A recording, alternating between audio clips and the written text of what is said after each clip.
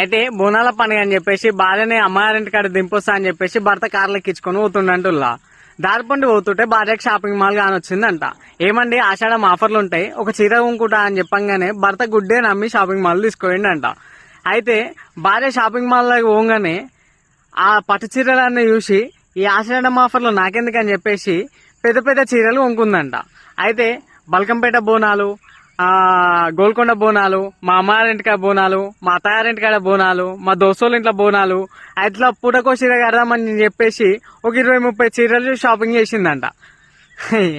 భర్త ఏం చేయలేక ఓనర్తో సెటిల్ చేసుకొని కిందికి వచ్చిరంట. క్యాబ్ వచ్చి ముంగట నిలబడ్డది.